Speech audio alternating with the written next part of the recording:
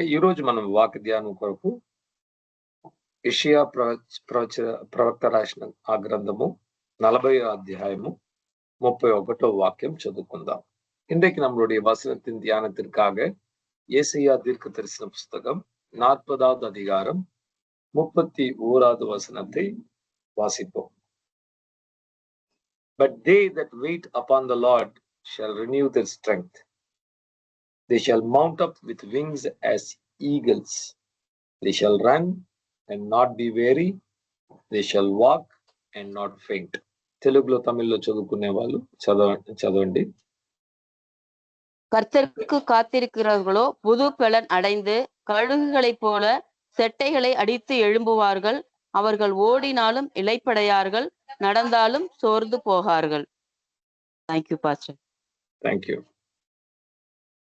తెలుగులో చదవడం ఎవరన్నా ఉన్నారా? చదవండి తీసుకున్న వాళ్ళు. యెహోవా కొరకు ఎదురు చూచువారు నూతన బలము పొందుదురు. వారు పక్షి రాజు వలె రెక్కలు చాపి పైకి ఎగురుదురు. అలయక పరుగెత్తుదురు, సొమ్మసిల్లక నడిచిపోవుదురు. ఆమేన్. Thank you sister. Praise the lord. మొట్టమొదటిగా ఇక్కడ మనం చూసే ఒక మాట ఏంటంటే those who wait upon the Lord అనేది చాలా ప్రాముఖ్యమైన విషయం అన్నమాట. ప్రభు కొరకు కనిపెట్టువారు ఒక నూతన బలాన్ని పొందుకుంటారంట. முதலாவது நாம் இந்த வார்த்தையில பார்க்க வேண்டிய காரியம், கர்த்தருக்காக காத்திருக்கிறவர்கள் அவர்கள் புது பலன் అடைகிறார்கள்.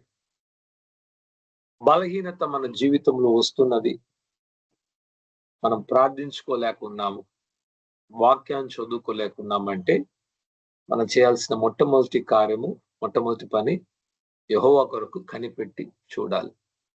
நம்மளுடைய வாழ்க்கையில நாம் ஜெபிக்க முடியாமல், வேதத்தை வாசிக்க முடியாமல் போகிற அந்த நேரத்துல, பலவீனமான நேரத்தில் நாம் செய்ய வேண்டிய மிகவும் மிகவும் முக்கியமான ஒரு காரியம் கர்த்தருக்காக కాத்திருக்கணும்.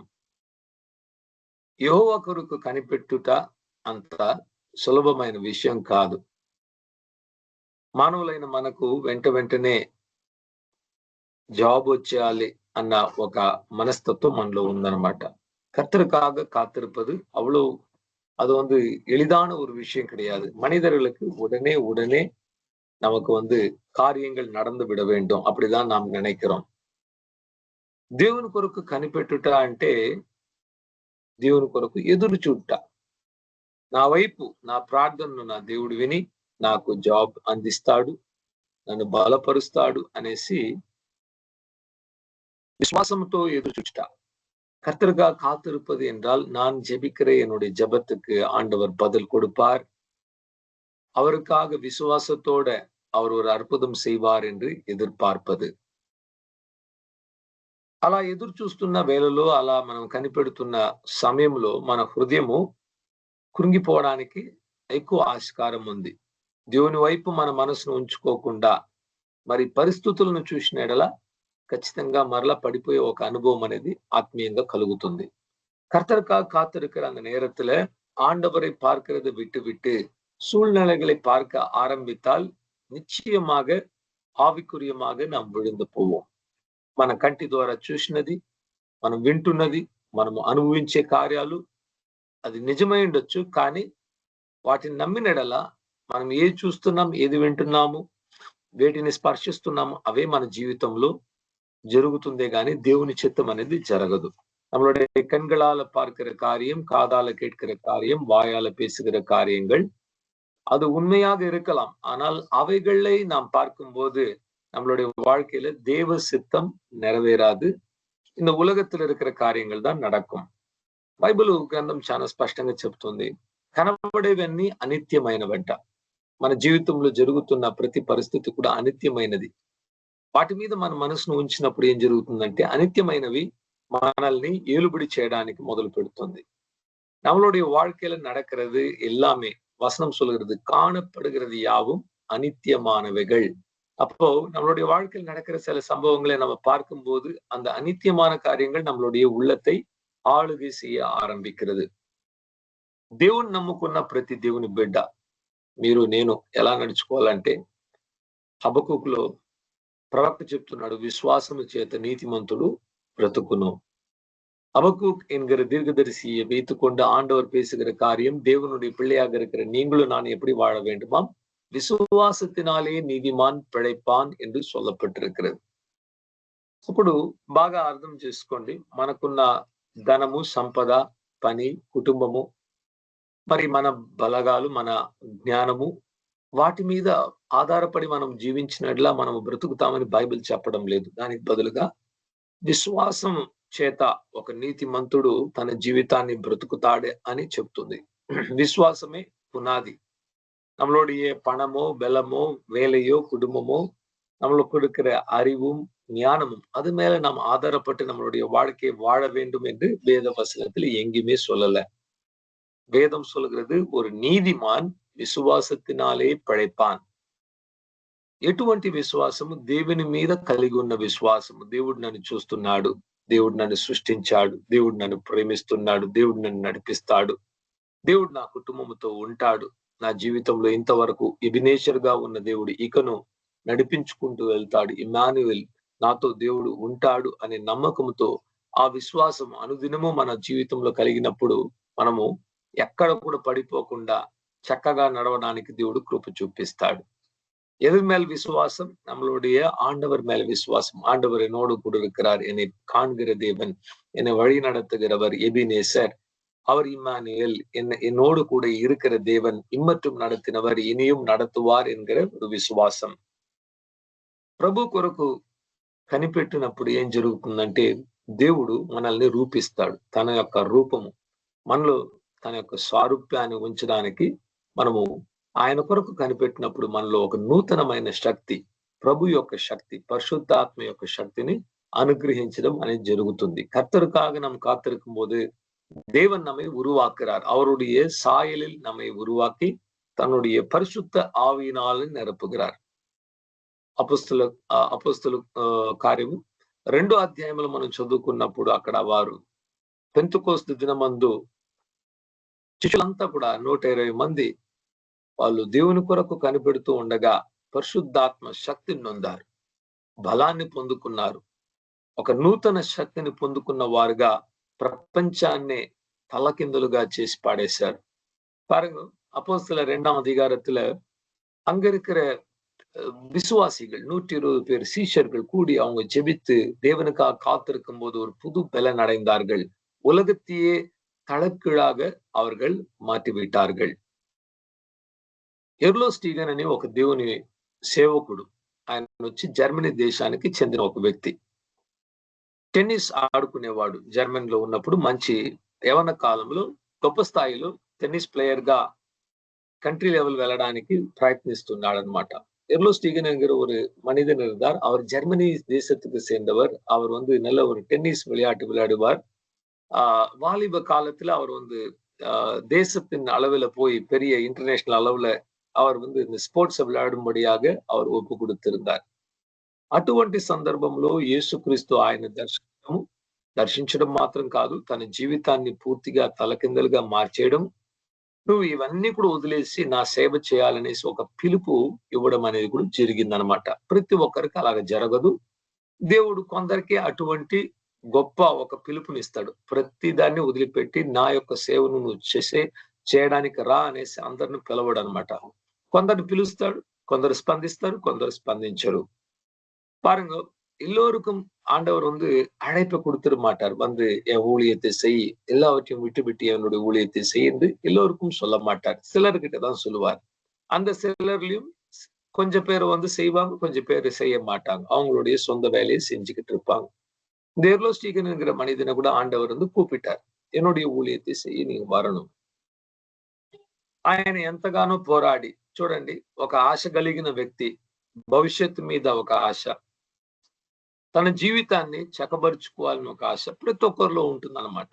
మంచి సక్సెస్ఫుల్ లైఫ్ మనం జీవించాలి, మంచిగా ఎదగాలి, మంచిగా సెటిల్మెంట్ జీవితంలో కలగాలనేది ప్రతి మానవుని హృదయంలో ఉన్న ఒక ఆశ.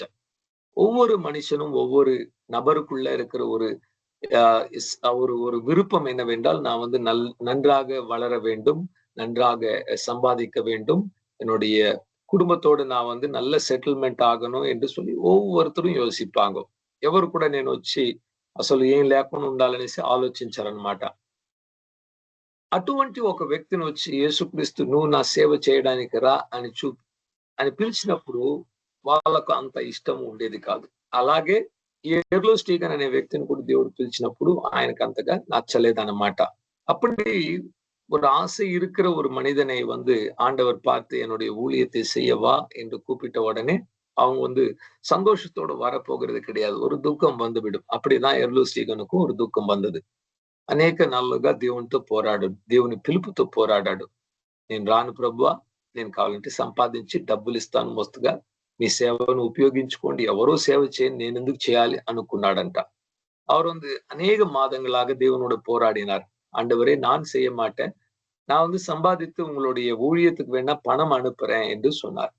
అని దేవుడు చెప్పాడు, నువ్వే కావాలి నాకు అని కూడా ఎన్నుకొని మరి పిలిచాడు. ஆண்டவர் நீதான் எனக்கு வேண்டும் என்று அழைத்து கூப்பிட்டதுனால அவர் அந்த అழைపుకు ఒప్పు கொடுத்தார். చివరిగా ఎర్లో స్టీగన్ గారు వచ్చి ఒప్పుకున్నారనమాట. ఓకే, దేవుని సేవ చేయడానికి నేను సిద్ధమయ్యాను. ఎక్కడికి వెళ్ళాలి ప్రభు అంటే దేవుడు వచ్చి ఆఫ్రికా దేశాన్ని చూపించి అక్కడ జులు అనే ఒక భాషను మాట్లాడే ట్రైబల్ పీపుల్, అసలు అడవి మనుషులు అనమాట, ఒకరినొకరిని చంపుకొని తినేవారు, వారి మధ్యలో వెళ్ళి నువ్వు மிஷினரிగా பணிచేయాలని దేవుడు చెప్పడం జరిగింది. அவர் கடைசியா ஊழியத்துக்கு ஒப்பு கொடுக்கிறேன்னு ஒப்பு கொடுத்ததுக்கு பிறகு ஆண்டவர்கிட்ட கேட்டார், ஆண்டவரே நான் எங்க போய் ஊழியம் செய்யணும், யாருக்கு உங்களை குறித்து சொல்லணும் என்றால் ஆப்பிரிக்க தேசத்துல ஜுலு என்கிற ஒரு பாஷையை பேசுகிற ஜனங்கள் நடுவுல, அவங்க காட்டுவாசிகள், மனிதர்களை அடிச்சு சாப்பிடுறவங்க, அவங்க நடுவுல தான் நீங்க போய் ஊழியம் செய்யணும் சொன்னார். దేవుని పిలుపుకు ఆయన విధేయత చూపించి ఆ స్థలానికి వెళ్ళాడు. వెళ్ళి సువార్త ప్రకటించడానికి ఎంతగానో ప్రయత్నించాడు.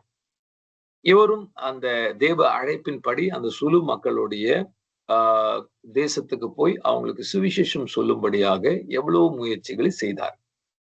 అక్కడికి వెళ్ళినాక ఆయనకు అర్థమైంది అక్కడ ఉన్న వాళ్ళంతా కూడా మాంత్రికము ఎక్కువ వాడుతున్నారనమాట. ప్రతి పని చేయడానికి కూడా ఆత్మలతో సంబంధం ఉంచుకొని, ఆత్మీయంగా అలాంటి అపవిత్ర ఆత్మలతో సంబంధం ఉంచుకొని ఒకరినొకరు చంపడము, ఒకరికొకరు వ్యాధి పుట్టించడము, ప్రతి దాన్ని மாந்திரிக்குள்ளே అక్కడ ஏலுபடி చేస్తున్నారు. அவர் அந்த தேசத்துக்கு போன உடனே அங்க பார்த்த ஒரு பெரிய சம்பவம் என்னவென்றால், அங்கெல்லாம் அசுத்தாவிகள், பிசாசின் ஆவிகள், பேயின் ஆவிகளை வச்சு மந்திரவாதம் அப்படி செய்து ஒருத்தர் கொல்லவும், வியாதியை உண்டாக்கும், வறுமை உண்டாக்கும் క్రియ செய்து கொண்டிருந்தாங்க. ఈయన వెళ్ళి యేసుక్రీస్తు గురించి చెప్పినప్పుడు వాళ్ళు అస్సలు అంగీకరించలేదు. இவர் போய் அந்த இடத்துல இயேசுவை குறித்து சொல்லும் போது அவங்க ஏற்றுக்கொள்ளவில்லை. అక్కడ ఉన్న కొన్ని సాతాను శక్తులను ఈయన పరిచయం చేస్తుంటే ఎదిరించలేకపోయాడు. அந்த இடத்துல சில பிசாசின் கிரியைகள் செய்து கொண்டிருக்கிற அந்த பிசாசுகளை இவர் ఎదుర్క முடியாமல் పోయిட்டு, ముఖ్యంగా ఒకరోజు ఆయన ప్రసంగం చేశాడంట. చూడండి, యేసుక్రీస్తు చాలా శక్తిమంతుడు, మీరు నమ్ముకున్న ఈ ఆత్మల కంటే యేసయ్య వచ్చి చాలా గొప్పవాడు, ప్రతి సాతాను యేసుక్రీస్తు సిలువలో జయించాడు అని ప్రసంగం చేశాడు. அவர் சொன்னாராம், ஒரு நாள் பாருங்க, நீங்க வணங்குகிற இந்த ஆவிகளை விட இயேசு என்கிறவர் ரொம்பவும் பெரியவர், அவரை நீங்க விசுவாசிச்சீங்கன்னா அவர் எல்லா పిశాసిని జయించిருக்கிறா, உங்களுக்கு విడుదల கொடுப்பார். ఆ మెసేజ్ అయిపోయిన వెంటనే ఒక తల్లిగారు వచ్చారంట. వచ్చి, అయ్యా మా ఇంటికి రండి, నా అమ్మాయి వచ్చి అపవిత్రాత్మతో పీడబడుతుంది, వచ్చి ప్రార్థన చేసి ఈ యేసు నామం చేత మాకు విడుదలను దయచేయండి అని అడిగిందంట. அந்த செய்தி கொடுத்து முடிச்ச உடனே ஒரு ஸ்திரீ, ஒரு சகோதரி இவங்களை கூப்பிட்டாங்களாம், எங்க வீட்டுக்கு வாங்க ஐயா, என்னுடைய మగள் పిశాసినాల పిడికపట్టిருக்கிறார். ఇప్పుడు వాక్యం చెప్పాడు కదా, కొద్దిగా విశ్వాసం ఎక్కువ ఉంది, రండమ్మా వెళ్దామనేసి ఇంటికాడికి వెళ్ళాడు. ఇంటికాడికి వెళ్తే అక్కడ పరిస్థితి చూస్తే చాలా దారుణం ఉంది. 18 ఏళ్ళు నిండిన ఒక అమ్మాయిని చేతులు కాళ్ళు సంకెళ్లతోనూ కంబీలతోనూ కట్టేసి ఇంటి మధ్యలో కట్టేశారు. అది లాగి చేతు నుండి కాళ్ళ నుండి రక్తం కారుతుందనమాట. అంతగా ఆ ఆత్మ వచ్చి ఈ అమ్మాయిని పీడిస్తుంది, పండ్లు కొరుక్కుంటుంది, నాలుకను కొరుక్కుంటుంది, నోటి నుంచి రక్తము, చేతుల నుండి రక్తము, కాళ్ళ నుండి రక్తము. ఆ దృశ్యాన్ని చూసిన వెంటనే ఈయనలో ఉన్న విశ్వాసం, ఇంత గొప్పగా ఉన్న విశ్వాసం అలాగే కిందికి పడిపోయింది. ఏంది ఈ దయ్యం ఎలా ఉందనేసి. அந்த வீட்டுக்கு கூட்டிட்டு போனாங்க அந்த தாயார். இவர் அந்த பிசாசு துரத்தலாம்னு சொல்லி ஒரு விசுவாசம் வேகத்தோடு போனார். அங்க போய் பார்த்த காட்சி என்னவென்றால் 2 கையும் செங்கலினாலும் கம்பிகளாலும் காலையும் கட்டி இருக்கிறாங்க. அந்த பெண் அதை இழுத்து இழுத்து அது உடைக்கும்படியாக முயற்சி செய்து கைகளிலும் கால்களிலும் தண்ணீரை போல ரத்தமும் தன்னுடைய நாக்கையும் பல்லையும் கடிச்சு నాకిలిருந்து వాయిలిருந்து రక్తం వర ఆరంభించిరుக்கிறது. అప్పుడు ఆ తల్లి ఏడ్చిందంట, అయ్యా ప్రతిరోజు నా అమ్మాయి ఇలాగే బాధపడుతుంది. నేను ఈ సంఖ్యలన్నీ తీసేసి వదిలేస్తే బయటికి వెళ్ళి తన శరీరం మీద ఉన్న బట్టలన్నీ తీసివేసేసి వీధుల మీద పరిగెత్తుకుంటూ వెళుతుంది. పొలాల్లో వెళ్ళి అక్కడ ఉన్న వాళ్ళు పంటనంతా కూడా నాశనపరుస్తుంది ఆత్మ ఈవిడిలో ఉండి. అక్కడ ఉన్న వాళ్ళు కర్రలతో కొట్టి మరి కుక్కలను పెట్టి ఆ కుక్కలు వచ్చి ఈవిడిని కొరికేస్తే ఎక్కడ పడిపోతుందో తెలియదు, మళ్ళీ నేను వెళ్ళి తీసుకురావాలి, అందుకే నేను ఇలా కట్టేశాను అని కూడా తన జీవితంలో జరుగుతున్న ఆ కష్టమైన పరిస్థితిని చెప్పిందంట. அப்ப அந்த தாயார் சொன்னாங்களாம், ஏன் இப்படி கட்டி வச்சிருக்கிறேன்னு தெரியுமா, இந்த பெண்ணை நான் வந்து இந்த செங்கலி கட்டாம விட்டு விட்டா அவளுடைய உடல் மேல இருக்கிற எல்லா துணியும் கழட்டி விடுவாள். கழட்டி விட்டு தெருவிலையும் சாலையிலும் ஓடி அங்க இருக்கிற விவசாயம் செய்கிற அந்த பூமியெல்லாம் அழிப்பாள். அவர்கள் கம்பினால் அடிச்சு நாய்களை விட்டு அவளை கடிக்க வைத்து அவள் செத்தவளை போல விழுந்திருப்பா, அவளை போய் நாங்க தான் தூக்கிட்டு வரணும், அதனாலதான் நான் கட்டி வச்சிருக்கிறேன். మీ వల్ల ఏమన్నా అవుతే ఏమైనా చేయగలిగితే, మీ యేసుక్రీస్తు ఏమైనా చేయగలిగితే ఈమెను తీసుకెళ్లి మీరు స్వస్థపరిచి నా అమ్మాయిని నాకు ఇస్తే చాలా బాగుంటుంది, అప్పుడు నేను యేసుక్రీస్తును నమ్ముకుంటాను, ఆయన నిజమైన దేవుడు అని కూడా చెప్పిందంట. அப்ப அந்த தாயார் சொன்னாங்களாம், இந்த பெண்ணுக்கு நீங்க விடுதலை, என்னுடைய மகளுக்கு விடுதலை கொடுத்துட்டீங்கன்னா நாங்க வந்து విశ్వాసిக்கிறோம் యేసుதான் ఉన్మయాన దేవుని అని சொல்லி. వెంటనే చెప్పాడంట, మేము మిషనరీగా ఇక్కడ పనిచేస్తున్నాము, మీ అమ్మాయిని వచ్చి పంపించండి, అక్కడ ఒక ఇల్లు ఉంది మా ఇంటి పక్కన రూము, ఆ రూమ్ లో ఉంచుతామంటే అమ్మ చెప్పారంట, ఏది ఉంచకండి రూమ్ లో, మరి చైర్స్ ఏది ఉంచినా అన్నిటిని పగలగొట్టేస్తుందంటే ఒక చిన్న బెడ్ వేసి ఉంచేశారంట. 5 నిమిషాలు ఉంచిన తర్వాత వచ్చి చూస్తే ఆ బెడ్ అంతా కూడా అక్కడ ఉన్న అది అంతా లోపల ఉన్న ఆ కాటన్ అంతా బయటకు వచ్చేసి అవన్నీ కూడా చింపి పాడేసింది ఈ అపవిత్ర ఆత్మ. இந்த பெண்ணை வந்து இவங்க சொன்னாங்களாம், எங்களுடைய மிஷினரி அறைக்குள்ள கொண்டு போய் வைத்து நாங்க ஜெபிக்கிறோம் என்று சொல்லி கொண்டு போய் வைத்து ஜெபிக்க ஒரு 5 நிமிஷம் முயற்சி பண்றதுக்குள்ளால அந்த பெட் எல்லாம் பிச்சு போட்டு அந்த பஞ்சு எல்லாம் பிச்சு போட்டு அவள் வந்து ஒரு అలంగోలమా அந்த ఆవి పని పెట్టింది. ఆ రాత్రి వేళ వీళ్ళంతా ఎక్కువ ప్రార్థిస్తున్నారు, దేవా ఈ అపవిత్ర ఆత్మను వెళ్ళగొట్ట నేను ప్రార్థిస్తుంటే ఇటువైపు ఈవిడ వచ్చి మోకాళ్ళ మీద నాట్యం వేసి మరి భాషలతో అన్య భాషలు అంటే దేవుడిచ్చే భాషలు కాదు, అపవిత్ర ఆత్మ అన్య భాషలతో మాట్లాడి దేవుడిని యేసుక్రీస్తుని తిట్టి దూషించి యేసుక్రీస్తు రక్తాన్ని యేసుక్రీస్తు సిలువను వచ్చి ఓడిపోయాడు అన్నట్లు దూషించి దూషణకరమైన మాటలు మాట్లాడి అపవిత్ర ఆత్మ అలా క్రియేట్ చేస్తున్నారా అని వీళ్ళు కళ్ళ ద్వారా చూశారు. இரவெல்லாம் இவங்க ஜெபித்து கொண்டிருக்கும் போது அந்த பக்கத்துல அந்த பெண் வந்து அசுத்தாவினால முழங்கால் நின்று கொண்டு அவள் அந்நிய பாஷை பிசாசின் பாஷையினால பேசி அவள் வந்து இயேசுவையும் இயேசு கிறிஸ்துவின் ரத்தத்தையும் அவருடைய மரணத்தையும் தூஷித்து அவரை తోర్టు పోనార్, நான் జయిத்து విట్టే என்று அந்த పిశాసు పేసినదాం. కొన్ని రోజులు అలా ఉంచి వీళ్ళు ప్రార్థించారు, ఏం చేయలేకపోయారు. చివరికి తీసుకెళ్లిపోయి ఆమె దగ్గర వదిలేశారు, నువ్వు సంఖ్యలు కట్టి మీ ఇంట్లో ఉంచుకోండి అనేసి పరాజయం నొందిన వారిగా మరలా సేవను కొనసాగించారు. சில நாட்களாக இப்படி அந்த பெண்ணுக்காக ஜெபிச்சு உபவாசம் பண்ணி எதுவுமே நடக்கல. கொண்டு போய் அந்த தாய்கிட்டே கொடுத்துட்டாங்க, நீயே வச்சுக்கோமா, நீயே கட்டி வச்சுக்கோ, எங்கனால முடியல என்று சொல்லி.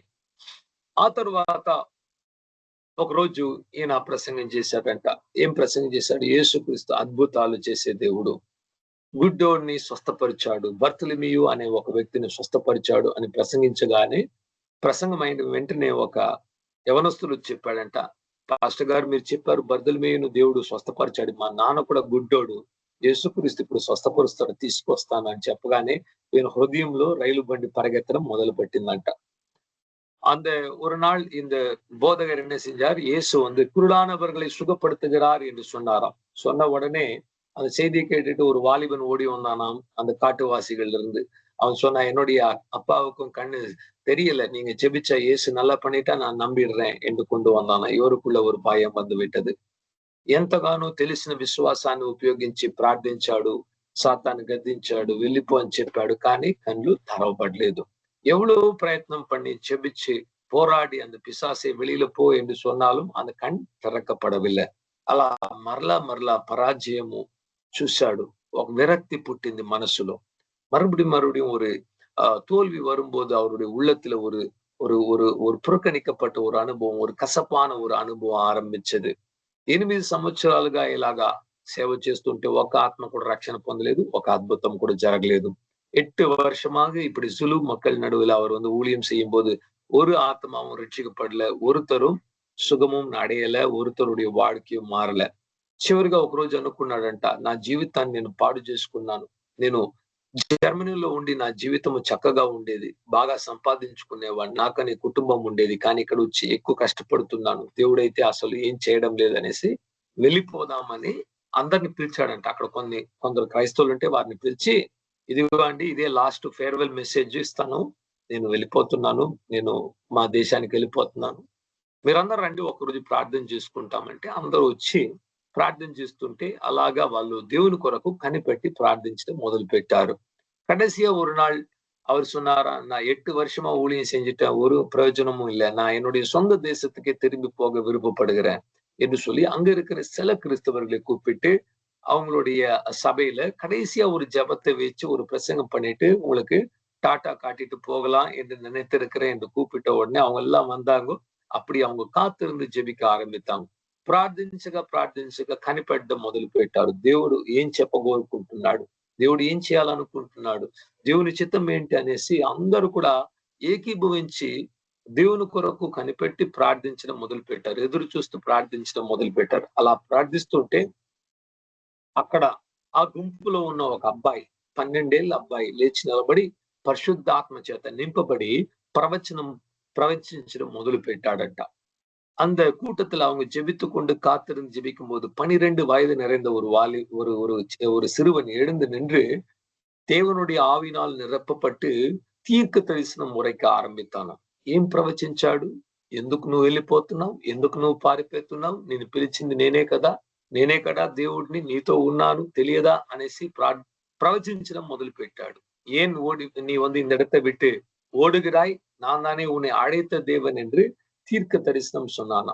ఆ ప్రవచనంలో ఇటువంటి ఒక మాట కూడా వచ్చిందంట, ఈ జులు ప్రాంతంలో ఈ ఫలానా ఒక భూమిలో నువ్వు ఒక బోర్ వేసినట్లా దేవుడు చెప్తున్నాడు, అక్కడ స్వచ్ఛమైన నీటిని దేవుడు ఇవ్వడం మొదలు పెడతాడు. ఆ నీటిని నువ్వు తీసుకొని, ఆ నీళ్ళను తీసుకొని ఎక్కువ ప్రతి స్థలానికి కూడా మీరు అది ఒక వ్యాపారంగా మార్చుకుంటే ఈ సేవ ఇక్కడ మరింత ఎక్కువగా ఫలించడానికి దేవుడు గొప్ప అద్భుతం చేయనే ఉన్నాడు. వీటిని మీరు చేయనేసి ప్రభు ఒక ఆత్మ వాళ్ళకు ఆలోచన ఇచ్చాడు. அந்த தீர்க்க தரிசனத்துல அந்த பையன் சொன்னானா, ஏதோ இந்த ஒரு பூமி இருக்கிறது இந்த பாகத்துல இங்க நீங்க ஒரு போர்வெல் போட்டீங்கன்னா தண்ணீர் வரும், சுத்தமான தண்ணீர், மினரல் வாட்டர் மாதிரி தண்ணீர் வரும். இதை நீங்க எடுத்து வியாபாரம் செய்யும் போது நிறைய ఫైనాన్షియల్ రిలీజ్ ఉండాగు, அதை வைத்து இந்த இடத்துல ஊழியம் కట్టపடும். దాంతో పాటు దేవుడు చెప్పాడంట, ఆత్మీయమైన వరములు, ఆత్మీయమైన శక్తి ఈ రోజు మొదలుకొని క్రియ చేస్తుంది, నువ్వు విశ్వాసముతో కనిపెట్టు, இந்த நாள்ல இருந்து ஆவிக்குரிய வரங்களும் பலனும் ఉండాகும் என்று சொன்னாராம். వెంటనే ఈ సేవకుడు ఆ మాటను నమ్మి ఆ స్థలానికి వెళ్ళి ఒక బోరు వేశారు. స్వచ్ఛమైన నీళ్లు వచ్చింది. ఆ నీళ్లను ఆఫ్రికా మాత్రం కాదు, బ్రిటిష్, అమెరికా ప్రతి స్థలానికి కూడా వాళ్ళు వచ్చి ఎక్స్పోర్ట్ చేయడం మొదలు పెట్టారు. అంతగా ఒక కంపెనీతో పాటు వాళ్ళు పనిచేసి కోట్లలో సంపాదన చేసుకుని అక్కడ పెద్ద స్థలాన్ని సంఘానికి కొనుక్కున్నారు. அந்த இடத்துல அவங்க அந்த போரை போட்டு அந்த வார்த்தையின்படி தண்ணீர் எடுத்த உடனே சுத்தமான தண்ணீர் வந்தது. அது ஒரு கம்பெனி மூலமா அது வச்சு அது உலகம் எங்கிலும் இருக்கிற பல நாடுகளுக்கும் இது மாதிரி மினரல் வாட்டர் கொடுக்கிற மாதிரி ஒரு எக்ஸ்போர்ட் கம்பெனியா மாற்றிட்டாங்க. அதுல பணத்தை வச்சு ஒரு பெரிய ஏக்கர் కణకాన ల్యాండ్ వాంగిటాంగ, ஒரு భూమిயை వాంగినారు. ఆ రోజు మొదలుకొని దయ్యాలు వెళ్ళగొట్టబడ్డాయి, స్వస్థతలు జరిగాయి, గుడి కళ్ళు తెరవబడ్డాయి, చనిపోయిన వాళ్ళు లేసుకున్నారు, కుంటోళ్ళు నడవడం మొదలు పెట్టారు. అద్భుత సూచక్రియలు, అపోస్తల కార్యములు ఎలా జరిగిందో అలా జరగడం మొదలు పెట్టింది. 1969 సంవత్సరము జులు రివైవల్, ఎర్లో స్టీగన్ జులు రివైవల్ అనేది ஆப்பிரிக்க தேசம்ல பிராரம்பிக்கப்பడింది.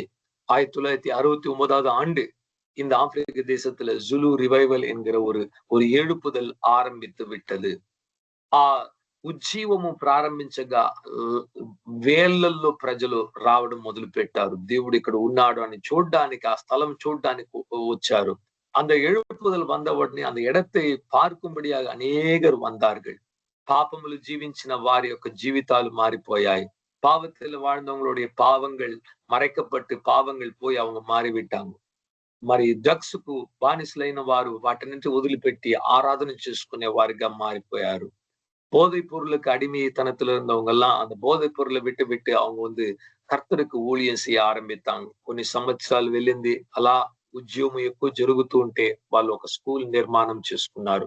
అక్కడ ఉన్న సమాజంలో ఉన్న వాళ్ళకి మంచి విద్యాభ్యాసాన్ని ఇవ్వడం మొదలు పెట్టారు. அந்த இடத்துல என்ன செஞ்சாங்கன்னா ஒரு ஸ்கூலை உண்டாக்குனாங்க. அங்க இருக்கிற பிள்ளைங்களுக்கெல்லாம் பாடம் கத்து கொடுத்தாங்க. అక్కడ క్రైస్తవులుగా ఉన్న వాళ్ళు చదువుకొని వాళ్ళు కొందరైతే ఇంజనీర్లుగా, కొందరు డాక్టర్స్ గా మారి హాస్పిటల్ కట్టారు. ఆ తర్వాత அந்த இடத்துல படித்த பிள்ளைங்களே அவங்க சில டாக்டர்களாக, இன்ஜினியர்களாக, டீச்சர்களாக மாறி அங்க ஒரு హాస్పిటల్ కట్టినాங்க, ஒரு மருத்துவ நிலையை కట్టినాங்க. అలా ప్రతి విషయంలో ఎదిగి ఈ రోజు వరకు కూడా ఆ ఉద్యమము జరుగుతూ ఉందన్నమాట. அப்படி ஒவ்வொரு படிப்படியாக எழும்பி இன்றைக்கு வரைக்கும் கூட அந்த ஒரு எழுப்புதல் நடந்துட்டு இருக்குது. ప్రపంచంలో ఉన్న అనేకులు ఆ స్థలానికి వెళ్ళి ఎన్నో రీసెర్చ్ చేసి పుస్తకాలు జులు రివైవల్ ఎలా మొదలు పెట్టింది, అక్కడ ఉన్నోళ్ళు ఇప్పుడు వచ్చి ఎవ్వరు ఆడే మనుషుల్లాగా లేరు, అందరూ దేవుని బిడ్డలుగా మారారు. ఆ స్థలం అంతా, ప్రాంతం అంతా, దేశమంతా కూడా యేసయ్య వైపు రావడానికి ఒక్క మనిషిని ఉపయోగించుకొని, ఒక్క మనిషి ఎదురు చూసి దేవుని కొరకు కనిపెట్టినప్పుడు నూతన బలాన్ని పొందుకున్నాడు అని కూడా ఈ సాక్ష్యం నుండి మనం తెలుసుకోవచ్చు. ஒரு மனிதன் தன்னுடைய வாழ்க்கையை கொடுத்து கர்த்தருக்காக காத்திருக்கும் போது அவங்க ஒரு புது பலனை పెట్టుకుంటాంగ. వారు పరిగెత్తనను, సొమ్మసిల్లిపోరు, అలసిపోరు. ఏది చేసినా కూడా వాళ్ళు అస్సలు అలసిపోరు. పక్షిరాజు వలె రెక్కలు కొట్టుకుంటూ పైకి ఎగిరే ఒక అనుభవం అని దేవుని వాక్యం చెబుతుంది.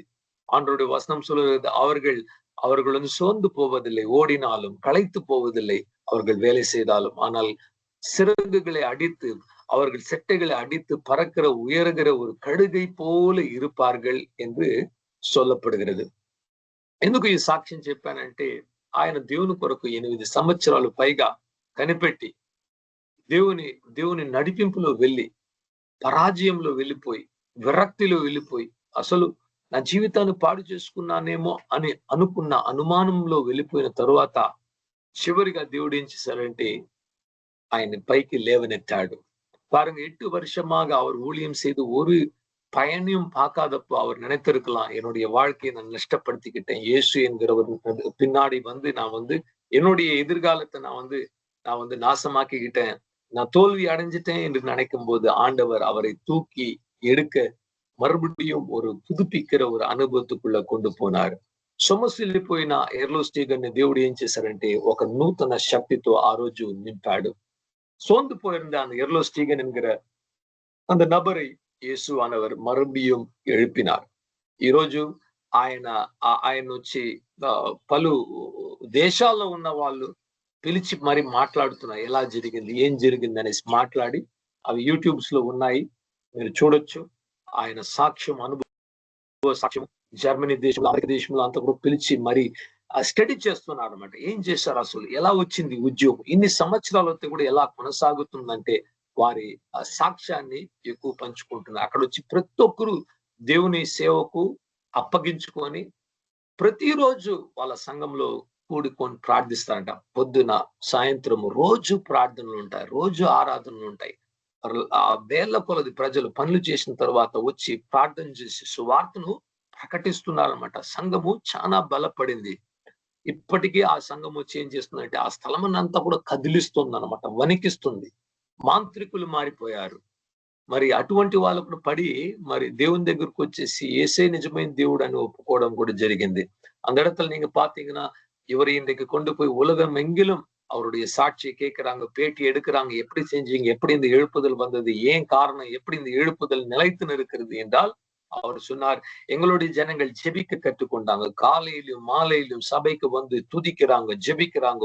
வல்லமையினால் நிரப்பப்படுகிறாங்க, சுவிசேஷத்தை எல்லோரும் அறிவிக்கிறாங்க, சபை வந்து பலன் அடைந்தது, அற்புதங்கள் நடக்கிறது, மந்திரவாதிகள் மாறுறாங்க, பிலிசூனிய கட்டுகள் அறுக்கப்படுகிறது, வியாதிகள் சுகமடைகிறது. இப்படிப்பட்ட காரியங்கள் நடக்கிறதுனாலதான் இந்த எழுப்புதல் தொடர்ந்து வருகிறது என்று కూడా சொன்னார். ఒక ఉద్యమము రావచ్చు కానీ ఎక్కువ మనం చూసినట్ల ఆ ఉద్యమం ఒక సంవత్సరం 2 సంవత్సరాల్లోగా చల్లారిపోతుంది. చల్లారిపోకుండా ఉండాలంటే ప్రార్థన అనేది ఎక్కువ జరుగుతుంటేనే ఉద్యమం అనేది అలా వెళుతుంది. లేకపోతే ఉద్యమము అది వచ్చి మరలా నార్మల్ అయిపోతుంది అన్నమాట.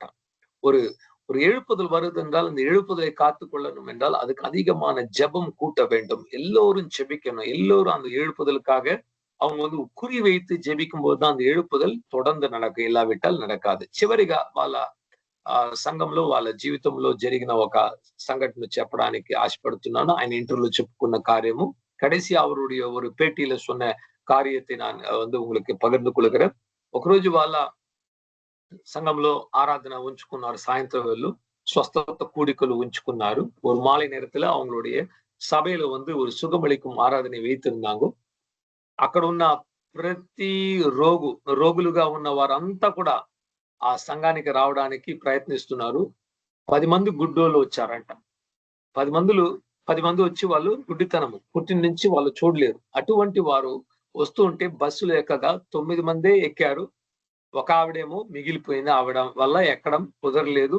నిరాశతో ఇంటికి వచ్చేసింది. 10 பேர் வந்து குருட்டாட்டம் பிடிச்சவங்க, பிறவி குருடர்கள் 10 பேர் இருந்தாங்க.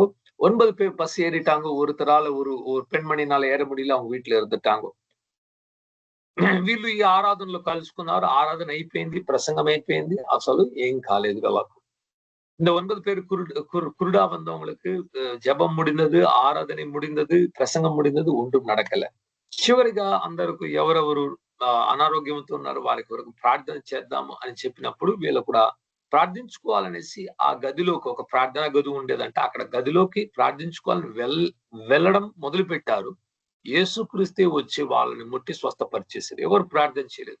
9 మంది యొక్క కళ్ళు వెంటనే తెరవబడి గుడ్డితనంలో ఉన్న వారి గుడ్డితనం వెళ్ళిపోయి ప్రపంచాన్ని మొట్టమొదటిసారిగా చూడడం మొదలు పెట్టారు. గంతులు వేశారు, కింద పడి పొర్లి సంతోషంతో యేసు మమ్మల్ని స్వస్థపరిచాడు అనేసి గంతులు వేసుకుంటూ ఇంటికి సంతోషంగా తిరిగారు. కానీ వాళ్ళు బాధపడ్డారు. ఆమె కూడా వచ్చి ఉంటే ఆమె కూడా బాగా ఎండేది కదా అని అనుకున్నారంట. இந்த 9 பேர் வந்து அவங்க ஜெபித்துக் கொள்ளும்படியா ஒரு அறைக்குள்ள போனாங்க. போறதுக்குள்ளாக இயேசுவே வந்து அவர்களை தொட்டு சுகப்படுத்தி அவங்களுடைய குருடான கண்களை திறந்து விட்டார். யாரும் ஜெபிக்கல, ఆటోమేటిక్గా అற்பుతం நடந்துரும். చూడండి, మనం అనుకుంటాం వీళ్ళు ప్రార్థన చేస్తే జరుగుతుంది, వాళ్ళు ప్రార్థన చేస్తే జరుగుతుంది, మంచిది, అవును జరుగుతుంది. కానీ ఎవరు చేసినా చేయకపోయినా దేవుడు చేయాలనుకుంటే చేసేస్తాడు. இவங்க ஜெபிச்சா நடக்குது, அவங்க ஜெபிச்சா நடக்குது, எல்லாம் சரிதான். ஆண்டவர் ஊழியர்களை உபயோகிக்கிறார். ஆனா ஆண்டவர் நினைச்சு விட்டாரு, அவர் கிரியை செய்ய ஆரம்பிச்சுட்டாருன்னா யாருமே இல்லா காட்டிலும் அவரே வந்து கூட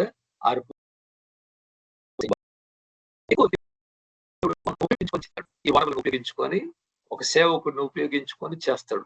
అది దేవుని పద్ధతి. కానీ కొన్ని సందర్భాల్లో ఎవరు లేరంటే ఆయనే స్వయం వచ్చి కూడా చేయడం అనేది జరుగుతుంది. சில நேரங்கள்ல அநேக நேரத்தில் ஊழியக்காரர்களை வைத்து ஆண்டவர் அற்புதங்களை செய்வார். ஒரு மனிதனை கொண்டு, ஒரு வல்லமை பெற்ற ஒரு மனிதன், வரம் பெற்ற ஒரு மனிதனை கொண்டு செய்வார். ஆனால் யாருமே ఇలాத పక్షంలో యేసువరే வந்து இறங்கி అద్భుతం செய்து విడువార్. ఇలా జరిగింది. వీళ్ళు అందరూ కూడా ఈ 9 మంది సంతోషంతో ఇంటికి తిరిగారు. ఆమెను చూసి మాట్లాడాలి,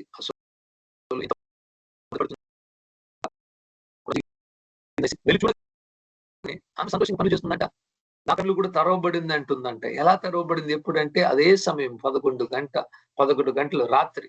ఎప్పుడు వాళ్ళకు అక్కడ ఆలయంలో స్వస్థత జరిగిందో అదే సమయంలో యేసుక్రీస్తు ఈమె గదిలోకి వచ్చి కంటి మీద చేయిని ఉంచి స్వస్థపరిచేశాడు. 10 మంది కూడా గుడ్డోళ్ళ కళ్ళు తెరవబడింది. ఎందుకు ఆ సేవకుడు చెప్పాడంటే, ఆయన ఏం చెప్పాడంటే, మేం చేసేది కాదు ఇది, మేము చేసే క్రియ కాదు, స్థిగం చేసేది కాదు, సంఘం చేసేది కాదు, సేవకులు యేసయ్యనే స్వయంగా ఆయన పనులను చేస్తున్నాడు. அங்க பாருங்க, அவர் சொன்னாரு, ஏன் இந்த சாட்சி சொன்னார்கள், இந்த 10வது நபருடைய கண்ணு வீட்டுல இருந்தாங்க பாருங்க, அவங்கள கூட இயேசு அதே நேரத்துல சந்திச்சு அவங்களுடைய கண்களையும் திறந்து விட்டார். 10 பேர் குருடர்களுடைய கண்கள் ஒரே நேரத்துல ஆண்டவராக இயேசு திறந்து விட்டார். ஏன் இந்த சாட்சியை சொன்னார்னா, அவர் சொன்னாரு, இது வந்து எர்லோஸ்டீகன் செய்கிறது கிடையாது, இது ஒரு மனிதன் செய்கிறது கிடையாது, ஒரு சபை செய்கிறது கிடையாது, தேவனே கிரியை செய்கிறார். దేవుడే క్రియ చేయకపోతే అద్భుతాలు జరగవు, స్వస్థతలు జరగవు. హృదయాలు దేవుడు ముట్టలేడు. ఏ ఒక్క వ్యక్తి కూడా, ఏ ఒక్క సంఘము, ఏ ఒక్క సేవకుడు ఎవరిని బాగు చేయలేరు, ఎవరి జీవితాన్ని మార్చలేరు అన్నమాట. దేవుడు క్రియ చేస్తే తప్ప అద్భుతాలు, స్వస్థతలు, ఆత్మలు క్రియలు అనేది ஜரது. பாருங்க, எந்த ஒரு ஊழியனாலையும் எந்த ஒரு மனிதனாலையும் யாரையுமே மாற்ற முடியாது, யாரையுமே சுகப்படுத்த முடியாது, யாரையுமே సౌఖ్యమాక முடியாது. కర్తర్ దాన్ క్రియ చేయ வேண்டும். దేవుడే క్రియ చేయాలి. ఈరోజు మీరు నేను కూడా దేవుని కొరకు కనిపెట్టినట్లా, ఎదురు చూచినట్లా మనం ఒక నూతన శక్తిని, బలాన్ని, ఒక నూతన వెలుగుని మన జీవితంలో ఖచ్చితంగా పొందుకుంటాం. இன்றைக்கு நாம் காத்திருந்தால் அவர்கள் அன்றைக்கு பெற்ற பலத்தை கூட ஒரு புதிய బలத்தை நாம் పెట్టుకొల్வோம். సొమ్మసిల్లి పోకండి, దేవుని కొరకు కనిపెట్టండి. ఆయన ఒక నూతన బలాన్ని ఇచ్చి మిమ్మల్ని బలపరిచి మరలా లేవనెత్తుతాడు. சொந்து போவாதீங்க, விழுந்து போவாதீங்க. ஆண்டவர் அவருக்காக காத்திருக்கும் போது அவருடைய பலத்தினால் நம்ம இடைக்கட்டி எழுப்பி விடுவார். தேவனுடைய வாக்கியம் தீவிச்சுக்காக. ஆமீன். கர்த்தர் இந்த வசனங்களை ஆசீர்வதிப்பாராக. ஆமீன்.